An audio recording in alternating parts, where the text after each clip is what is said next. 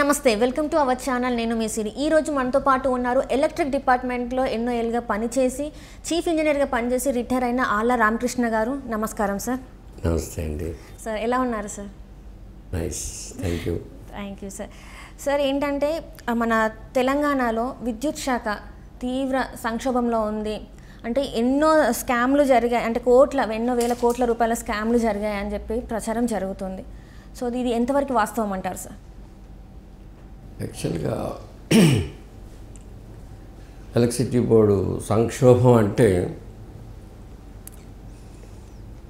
ఈ గత పాలకులు మన వరకు ఉన్న మేనేజ్మెంట్ అంతా కూడా విచ్చలవిడిగా అప్పులు చేస్తూ తర్వాత కొంత అవినీతికి పాల్పడి సంస్థని కొన్ని చెడు సాంప్రదాయాలు పెట్టి దీనివల్ల ఎంప్లాయీస్ మధ్యన సయోధ్యపోయి అలా రకరకాలుగా వాళ్ళ స్వార్థం కోసం తప్పులు చేయడం వల్ల కొంత సంక్షోభం వచ్చింది. ముఖ్యంగా ఆర్థిక సంక్షోభం. టెక్నికల్గా department is very sound, very qualified people, మంచి స్టాఫ్ ఉన్నారు, ఇంజనీర్స్ ఉన్నారు, అంతా బాగుంది. కానీ మేనేజ్మెంట్ దుర్బుద్ధి వల్ల డిపార్ట్మెంట్ వెనకబడిపోయింది. తీవ్ర ఆర్థిక సంక్షోభంలో ఉన్నమాట వాస్తవం. సో అంటే అట్లనే ఇప్పుడు ఏంటంటే తెలంగాణ విద్యుత్ శాఖలో ఏంటంటే గతంలో కంటే ఇప్పుడు ఆస్తులు పెరిగాయని చెప్పేసి కేటీఆర్ చెప్తున్నారు. నిన్న చూసినట్టయితే మన కేటీఆర్ సార్ చెప్పారు గతంలో కంటే ఇప్పుడు ఎలక్ట్రిక్ శాఖలో ఆస్తులు అయితే పెరిగినాయని చెప్పేసి. సో ఇందులో ఎంతవరకు వాస్తవం ఉంది సార్? వాస్తవమే, ఆస్తులు పెరిగిన మాట వాస్తవమే. ఎందుకంటే 24 hours సప్లై ఇవ్వాలని సీఎం గారు భావించడం, దాన్ని తగ్గట్టుగా ఇన్ఫ్రాస్ట్రక్చర్ క్రియేట్ చేశారు. చాలా మటుకి ఎక్కువ సబ్స్టేషన్ కట్టడం కానీ లైన్స్ వేయడం కానీ కొంచెం బాగా శ్రద్ధ తీసుకున్నారు. అప్పులు తీసుకొచ్చి బాగా చేశారు. కొంత ఇక్కడే కొంత మతలబ్ ఉంది. ఈ చేయడంలో కూడా కొంచెం ఇన్ఫీరియర్ క్వాలిటీ మెటీరియల్ తెచ్చారని బాగా ఆరోపణలు ఉన్నాయి. మెటీరియల్ అలాగే కావాల్సిన దానికంటే ఎక్కువ మెటీరియల్ డంప్ చేశారు కమిషన్ల కోసం అని కూడా ఉంది. ఫర్ ఎగ్జాంపుల్ ఎస్పీడీసీఎల్లో కొన్ని పవర్ ట్రాన్స్ఫార్మర్లో పడున్నాయట సబ్స్టేషన్లో, చాలా ఖరీదైనవి అవి. ఒక్కొక్క అనవసరంగా ఎక్కువ కొనడం, కమిషన్ల కోసం ఎక్కువ మెటీరియల్ కొనడం, అది చేశారని కూడా చెప్తారు. సో ఇప్పుడు ఏంటంటే సార్ ఉదయ్ స్కీమ్లో చేరి ఇట్లా ఏమంటారు మన డిస్కమ్ల రుణాలు తీర్చమని చెప్పేసి చెప్తున్నారు కేటీఆర్ సార్. సో అట్లాగే డిస్కమ్ల రుణాలు తీరిస్తే మళ్ళీ ఇన్ని గణం ఏంటంటే కోట్ల నష్టం ఎందుకని ఉన్నాయి సార్? ఇంకా వెరీ గుడ్ క్వశ్చన్ అమ్మా. ఉదయ్ స్కీమ్ కేంద్ర ప్రభుత్వం భారతదేశంలో మనకంటే వెనకబడిన రాష్ట్రాలు కొన్ని ఉన్నాయి. వీళ్ళు ఒకసారి అప్పుల నుంచి బయటపడేద్దామని ఉదయ్ స్కీమ్ తీసుకొచ్చింది. ఐ థింక్ 2016లో అనుకుంటా.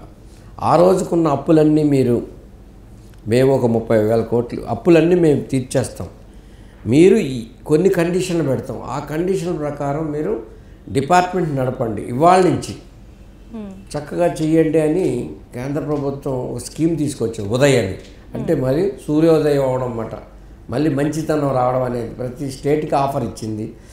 ఆ ఆఫర్ని మన తెలంగాణ విద్యుత్ సంస్థ కూడా యాక్సెప్ట్ చేసి ఆ రోజున్న అప్పులు 2016లో ఉన్న అప్పులన్నీ కూడా నల్లిఫై చేయించుకుంది. ఒక 30,000 కోట్లు కేంద్ర ప్రభుత్వం ఉచితంగా ఇచ్చింది. ఇచ్చి కండిషన్లు పెట్టింది. ఈ కండిషన్లు మీరు ఫుల్ఫిల్ కాకపోతే మళ్ళీ మీరు ఈ 30 కోట్లు కూడా మీరు తిరిగి కట్టాలని కండిషన్ పెట్టింది అని కొన్ని గైడ్లైన్స్ ఇచ్చింది. కానీ ఆ గైడ్లైన్స్ వీళ్ళు పాటించలేదు. ఆ గైడ్లైన్స్ పాటించకపోయేటప్పటికి ఒకటి ఇప్పుడు నేను అనేది అదే, గవర్నమెంట్ 81,000 కోట్లని రిపోర్ట్ ఇచ్చారు. ఇప్పుడు ఆ 30,000 కోట్లు కూడా కట్టాలి. ఇలాగా కాంట్రాక్టర్లకు ఇవ్వాల్సిన డబ్బు ఉంది, ఎంప్లాయీస్కి ఎరియర్ రూపంలో కట్టాల్సిన డబ్బులు ఉన్నాయి, జీపీఎఫ్ ఫండ్ పెన్షన్ ఫండ్లో డబ్బులు వాడేశారు. అందుకే నేను ఎప్పుడు 150,000 కోట్ల దాకా ఉంటుంది అప్పు అంటాను. అమ్మా, ఈ ఉదయ్ స్కీమ్ చాలా మంచి స్కీము. దీన్ని ఉపయోగించుకున్నారు ఆ రోజు. అలా ప్రెస్టీజియస్గా ఇవాళ మేము అప్పులన్నీ తీర్చేసామన్నారు. మళ్ళీ ఇవాళ ఇంత అప్పు అక్యుములేట్ అయింది. ఎలా అక్యుములేట్ అవుతుంది? చాలా తక్కువ కాలంలో. అంటే కొంత ఇన్ఫ్రాస్ట్రక్చర్ క్రియేట్ చేసిన మాట వాస్తవం. లేకపోతే 24 hours సప్లై మనం అంటే ఎక్కువ టైం సప్లై అంతా ఇవ్వడం అనేది ఇంపాసిబుల్. బాగుంది. కానీ దాని వెనక బోళ్ళంత మతలబు ఉంది. ఒకటి చిత్తశుద్ధి లేకపోవడం, అవినీతి చర్యలు. సీఎం గారి ప్రోద్బలంతో ఇక్కడున్న మేనేజ్మెంట్లో ఉన్న ప్రభాకర్ రావు గారు, శ్రీనివాసరెడ్డి గారు లాంటి అధికారులు, డైరెక్టర్లు వీళ్ళంతా కూడి చాలా అవినీతి చేసి మొత్తం డిపార్ట్మెంట్ అంతా కూడా భ్రష్టు పట్టించారమ్మా. చాలా తీవ్ర సంక్షోభంలో ఉంది డిపార్ట్మెంట్. సో అలానే ఇప్పుడు విద్యుత్ కొనుగోలు స్కామ్ జరిగిందని చెప్పేసి అన్న. సో ఈ ఆరోపణలు ఉన్నాయి కదా, ఈ ఆరోపణలు ఒక్కవేళ ఈ కుంభకోణం బయటపడితే ఎవరెవరికి అంటే ఎవరెవరి పేర్లు బయటకు వచ్చే అవకాశం ఉంది సార్? అసలు మీరు కుంభకోణాలు ఏంటి అనేది కూడా అడగాలి కదా. ఛత్తీస్గఢ్ తోటి తెలంగాణ రాగానే చాలా తెలంగాణ అసలు నాలుగు కర్రలు పాతాం. మన పక్కనే ఉంది ఛత్తీస్గఢ్. అక్కడి నుంచి లైన్ వేసుకుంటాం, గుంజుకుంటాం, లైన్ కరెంట్ తెచ్చుకుంటాం. ఏంటి అంధకారం అవడం ఏంటి మన రాష్ట్రం అని ఆ రోజుని చక్కగా చెప్పడం జరిగింది అసెంబ్లీలో. అందరికీ చాలా బాగా అలాగే ఆ లైన్లు వేశారు. ఛత్తీస్గఢ్ అనేది కాంగ్రెస్ పాలనలో ఉన్న రాష్ట్రం. వాళ్ళు తెలంగాణకి రాష్ట్ర అమ్మాలా అమ్మకూడదా రాజకీయంగా కూడా ఆలోచించలేదు. వాళ్ళు 1000 మెగావాట్లు ఆఫర్ చేశారు. భారతదేశంలో ప్రతి రాష్ట్రం కూడా స్వయం సమృద్ధి సాధించింది. ఒక్క మన తెలంగాణలో ఏమైందంటే రాష్ట్రం విడిపోవడం వల్ల కొంత ఇబ్బందులు వచ్చినాయి పవర్ సెక్టార్లో. దాంతో మనం పవర్ బాగా కొనాల్సి వచ్చింది. అప్పుడు మనం ఛత్తీస్గఢ్తో 1000 మెగావాట్ ఒప్పందం చేసుకున్నాం, 5-6 రూపాయల మధ్యన యూనిట్. కానీ మన ప్రభుత్వం తర్వాత ఒకవేళ తీసుకోకపోతే ఏడాదికి 350 కోట్లు మనం కట్టాలి. ఎవరికి? ఛత్తీస్గఢ్ ప్రభుత్వానికి. మీరు వాడుకో ఫిక్స్డ్ ఛార్జెస్ కింద కట్టాలి. ఎందుకంటే అక్కడ స్టేషన్స్ ఉంటాయి కదా, మెయింటెనెన్స్ చేయాలి కదా. ఇది ఎప్పుడు అడుగుతాడో తెలీదు. ఈ పరిస్థితుల్లో దాంతో వీళ్ళు ఏం చేశారంటే దుర్బుద్ధితో ప్రైవేట్ సెక్టార్లో ఓపెన్ గ్రిడ్లో పవర్ కొనాలన్న ఉద్దేశంతో కిక్ బ్యాక్స్ అని తెలుసు కదా, లంచాల కోసం ఈ ఛత్తీస్గఢ్ గవర్నమెంట్ నుంచి అయితే లంచాలు వచ్చే ఆస్కారం లేదు. అందుకని ఆ స్కీమ్ని వాళ్ళతో ఏదో తగులు పెట్టుకొని చిన్న జగడాలు పెట్టుకొని ఆ పవర్ కొనడం మానేశారు. చెరువు మీద అలిగితే ఏమవుద్దో తెలుసు కదా. అలాగా మన ఒప్పందంలో ఉన్న పవర్ తెచ్చుకోకపోతే వాడికి 350 కోట్ల చొప్పున కడుతూనే ఉన్నాం. అదొక నష్టం. ఇక ఎన్నాళ్ళు ఉంటుందో ఆ ఒప్పంద కాలం అంతా కూడా నష్టాలు కట్టాల్సిందే. ఐ థింక్ ఈ ప్రభుత్వం ఈపాటికే రివైవ్ చేసి ఉంటుంది. ఆ 350 అదే మన 1000 మెగావాట్ లేటెస్ట్ ఇన్ఫర్మేషన్ అదే లేదు. ఎనివే అది కూడా అవుతుంది. అందువల్ల ఈ అవినీతి అనేది ఓపెన్ మార్కెట్లో ఏంటంటే మనకి యావరేజ్గా ఏడాదిలో 250 MU కావాలమ్మా మన సంస్థకి. మన సామర్థ్యం ఎంత అంటే మనం తయారు చేసేది 85,000 MU. 85. 250లో 85 తీసేస్తే 165. ఈ 165 కూడా మనం ఏం చేస్తాం, ప్రైవేట్కి కొంటాం. అందులో NTPC మేజర్ పార్ట్ ఇస్తుంది. కేంద్ర ప్రభుత్వ సంస్థ రామగుండం ఇట్లా ఉన్నాయి కదా యూనిట్లు. ఆ యూనిట్ల నుంచి మనకు షేర్ వస్తుంది. కానీ అది రేటుకే చాలా చౌకగా ఉంటుంది. అది కూడా ఆ పవర్ వస్తుంది. ఇక అది కాక సోలార్ పవర్ ఇక్కడ పారిశ్రామికవేత్తలు చాలామంది సోలార్ పవర్ మీద బాగా పెట్టుబడి పెట్టారు. దాదాపు ఇవాళ 5,000 మెగావాట్లు మనకుంది తెలంగాణకు. అది వరం వస్తే వీళ్ళు కూడా ఇబ్బంది పెట్టారు చాన్నాళ్ళు వాళ్ళకి పైసలు ఇవ్వకుండా. ఎందుకంటే ప్రైవేట్ సెక్టార్లో పవర్ తెచ్చుకోవడానికి అక్కడ వస్తుంది కదా, ఇక్కడ రాదు. ఈ ఒప్పందాలు ఆల్రెడీ అయినాయి, ఫిక్స్డ్. ఆల్రెడీ ఉన్న వాళ్ళని ఆపడం, అక్కడి నుంచి తెచ్చుకోవడం, ఇలాంటి అన్ని తప్పులు చేసి వాళ్ళు లబ్ధి పొందారు, సంస్థకి ఇబ్బంది పెట్టారు. అప్పులు పెరిగిపోవడానికి చాలా కారణాలు అవి. ముఖ్యంగా పవర్ పర్చేజ్లో చాలా అవినీతి ఉంది. మార్కెట్లో మరి ఇప్పుడుగా కొనడం, ఆ రేట్లు డిఫరెన్సెస్ ఉండడం, అవన్నీ కూడా ఈ ప్రభుత్వం తప్పకుండా ఎంక్వైరీ చేసి వాళ్ళ మీద తగు చర్యలు తీసుకొని అదంతా రికవరీ చేస్తారని మేమంతా భావిస్తున్నాం. సో అట్లనే ఇప్పుడు ఏంటంటే తెలంగాణ విద్యుత్ శాఖ వచ్చేసి CMD ప్రభాకర్ రావు చేతిలో ఆయన గుప్పెట్లో నడుస్తుందని ఒక వాదన అయితే ఉంది. సో ఇప్పుడు ఈ వాదన చూసినట్టయితే ఇంతటి సంక్షోభానికి కారణం ఎవరంటారు, ఏంటంటారు? ఎస్, ప్రభాకర్ రావు గారు. ఆయన చిన్న స్థాయి నుంచి ఆయన ఒక బీకామ్ గ్రాడ్యుయేట్, ఏదో ఎవరో చెప్తే రికమెండేషన్ మీద వచ్చి డిపార్ట్మెంట్లో జాయిన్ అవ్వడం జరిగింది. ఇనీషియల్గా ఆయన ఒక ప్రైమ్ మినిస్టర్, పాత ప్రైమ్ మినిస్టర్ గారి దగ్గర బంధువు కాబట్టి పివి నరసింహరావు గారికి అంచెలంచెలుగా ఎదిగిపోయి మంచి ఉన్నత స్థానానికి వచ్చాడు. ఆయన ఫైనాన్షియల్ కంట్రోలర్ అయినారు. తర్వాత అంటే ఇది ఈక్వల్ టు CGM ర్యాంకు. ఆ తర్వాత డైరెక్టర్ అయినారు. ఈయన మీద కొన్ని ఆరోపణలు వస్తే చంద్రబాబు నాయుడు గారు ఆయన హయాంలో ఈయన తొలగించడం కూడా జరిగింది.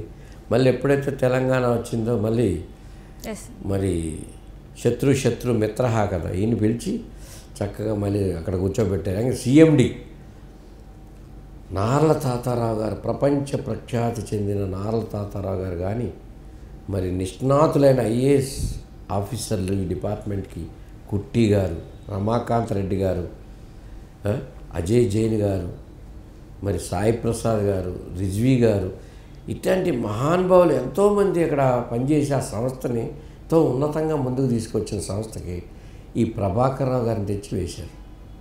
ఆయన బీకామ్ గ్రాడ్యుయేట్, ఆయనకి ఏం తెలియదు లెక్కలో. 2 4 అని చెప్తాడు కానీ టెక్నికల్గా ఏం తెలుస్తుంది. కొంతమంది మీద ఆధారపడ్డాడు. ఆయనకి స్వతహాగా ఉంది దుర్బుద్ధి. ఆ దుర్బుద్ధితోటి మొత్తం సర్వనాశనం అయిపోయింది డిపార్ట్మెంట్. దానికి ఉదాహరణలు ఎన్నో చెప్పచ్చు. ఉదాహరణకి మీకు శ్రీశైలం ప్రాజెక్టు 2020లో దానికి సకాలంలో యాక్చువల్గా సమ్మర్లోనే మనం రిపేర్లన్నీ చేసుకోవాలి.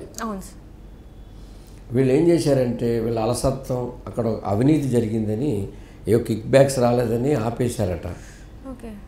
వచ్చేసింది మనకు వర్షాకాలం వచ్చింది, మంచి నీరు వచ్చింది 20లో శ్రీశైలంలో. ఎలాగా ఆ యూనిట్ రన్ అవ్వాలంటే అక్కడ బ్యాటరీలు మార్చాలి. బ్యాటరీలు మార్చాలంటే అప్పటికే అమర్ రాజా కంపెనీ నుంచి బ్యాటరీలు వచ్చేసి ఉన్నాయి, కానీ అక్కడ వీళ్ళు అంటే సకాలంలో పని చేయట్లేదు. ఎందుకంటే వీళ్ళకి ఏవో ముడపులు ముట్టలేదని చేయకపోయేటడికి ఇంకా ప్రేకాల మీద వచ్చిన తర్వాత CMD గారు ప్రభాకర్ రావు గారు ఇన్స్ట్రక్షన్ ఇచ్చారు, ఏదో చేసి మార్చండి అయ్యా అని. ఏదో చేసి మొత్తానికైతే చేసి ఎమర్జెన్సీ రాత్రి ఆన్లైన్లో ఉండగా జనరేటర్ నడుస్తుండగా వీళ్ళు అర్ధరాత్రి 11 గంటల ఆ టైంలో వీళ్ళు ఆపరేట్ చేశారు. చేస్తే ఘోరం జరిగిపోయింది. 9 మంది చనిపోయారు. ఒక DE లెవెల్ ఆఫీసరు, మరి ఇంజనీర్లు, ఆ అమర్ రాజా కంపెనీ వాళ్ళు, వీళ్ళందరూ చనిపోతే వీళ్ళ తప్పుదాల వల్ల వాళ్ళు చనిపోయారు. ఇప్పుడు కూడా ఇంకా సర్వీస్లో రాలేదు. అది ఎన్ని సంవత్సరాలు అవుతుంది? 20, 21, 22, 23, 24 వచ్చేస్తుంది. 4 ఏళ్ళు యూనిట్ రాపోయేటప్పటికి మరామత్తుల గురించి దాదాపు 100 కోట్లు ఖర్చు పెట్టారు. ఈ యూనిట్ రాకపోవడం వల్ల ఏడాదికి 173 కోట్ల రూపాయల నష్టం. 4 ఏళ్ళు కలిపితే 750 చిల్లర అదో నష్టం. ఇదంతా ఎవరు? వీళ్ళ అసమర్థత, అలసత్వం. నాన్ టెక్నికల్ చైర్మన్ అయ్యేటడికి ఇది ప్రాబ్లం. IAS అయినా కానీ వాళ్ళంతా కూడా నిష్ణాతులైన IIT అట్లాంటి చోట చదివిన ఇంజనీర్లే వచ్చేవాళ్ళమ్మ. అందువల్ల సంస్థ చాలా పటిష్టంగా ఉండేది. ఒకప్పుడు ఈ సంస్థ దేశంలోనే నెంబర్ 1 స్థానంలో ఉండేది. ఇవాళ నా దృష్టిలో అయితే 25వ స్థానానికి వచ్చిందన్నాను, నాకు వచ్చిన సమాచారం. నేను ఎక్కడో చదివితే 43వ స్థానంలో ఉందంటున్నారు. మొత్తం కిందికి ఎక్కడికో పోయింది. అసలు అన్ని అబద్ధాలతోటే నిర్మితమైంది. ఆయన నోరు తెరిస్తేనే అబద్ధం ఆడతాడు. CM గారు కానీ ఆయన సోదరుడు మా ప్రభాకర్ రావు గారు కానీ నోరు తెరిస్తే అబద్ధాలతోటి. తలసరి వినియోగం ఎక్కువ ఉందంటారు. నిన్న CM గారు అసెంబ్లీలో ఎక్కడో చెప్తున్నారు 10వ స్థానంలో ఉందంట. ఇవన్నీ బయటకు వస్తాయి, శ్వేతపత్రంలో అన్నీ బయటకు వస్తాయి. ఈ బయటకు వచ్చినప్పుడు వీళ్ళ జాతకాలు వస్తాయి. ఒకటే, ఈ ప్రభుత్వం మళ్ళీ భవిష్యత్తులో ఎవరో కూడా రాష్ట్రానికి అన్యాయం చేయకూడదు. వాళ్ళ సొంత తెలివితేటలతోటి, వాళ్ళ దుర్బుద్ధితో అన్యాయం చేయకుండా ఈ ప్రభుత్వాన్ని నేను కోరేది ఏంటంటే వీళ్ళందరి మీద తీవ్రమైన ఎంక్వైరీ చేసి ప్రజలంతా కోఆపరేట్ చేయాలి. దయచేసి మీరు తొందరపడి ఈ ప్రభుత్వం మీద ఒత్తిడి తేవద్దు. ఇది సరిచేయాలంతాను. వాళ్ళలాగా బాధ్యతారహితంగా అప్పులు తెచ్చి చేసే ప్రభుత్వం కాదు ఇది. అందువల్ల ప్రజలు కూడా సర్దుకొని ప్రభుత్వాన్ని ప్రశ్నించకండి, ప్రభుత్వం అన్నీ చేస్తుంది. ఈ దుర్మార్గులందరినీ కూడా కటకటాల వెనక పంపిస్తే రేపు ఇంకొకడు మళ్ళీ తప్పు చేయకుండా ఉంటాడు, లేకపోతే ఇంకొకడు పుట్టుకొస్తాడు. మనం వదిలేస్తే తప్పును బయటకు తీసిన తర్వాత వదిలేస్తే తప్పు. ఇప్పుడు ఆ శ్రీశైలం ప్రాజెక్టులో జరిగిన 1000 కోట్లు ఎవరిస్తారు? ప్రభాకర్ రావు లాంటి నాన్ టెక్నికల్ పీపుల్ వేసిన బాధ్యత ఎవరు వహించాలి? సీఎం గారు వహించాలి.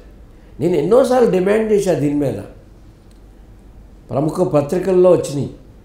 ఇది తప్పు, ఇలా చేస్తున్నారు, ఇది తప్పు అని మేము ఎప్పటికప్పుడు రిజైన్ చేయాలని సీఎంనే రిజైన్ చేయమని నేను అడిగాను. నా దగ్గర రికార్డు ఉంది. ప్రముఖ పత్రికలు ప్రెస్ క్లబ్లో చెప్పా, సీఎం చాలా తప్పు చేస్తున్నారు, రిజైన్ చేయాలి, ఈ తప్పులన్నిటికీ బాధ్యత ఆయనే. ఇప్పుడు నువ్వు తీసుకోవాలి కదా, మంచి అయితే నీదంటావు, చెడ్డ అయితే ఎవరిది? నీ బాధ్యత, సరిదిద్దాలి. అక్కడ ఎలా విచ్చలవిడిగా అయిపోయింది, యథా రాజా తదా ప్రజ అన్నట్టు అవినీతిలో పూర్తిగా మునిగిపోయారు చాలామంది ఆఫీసర్లు. ఈ రకంగా మొత్తం సంస్థను భ్రష్టు పట్టించారు కేసీఆర్ గారు, వారి తాబేదారులైన ప్రభాకర్ రావు గారు, శ్రీనివాసరెడ్డి గారు లాంటి అవినీతి అధికారులు. ఏమ్మా, వీళ్ళ మీద ఎంక్వైరీ చేయించాలి గవర్నమెంట్.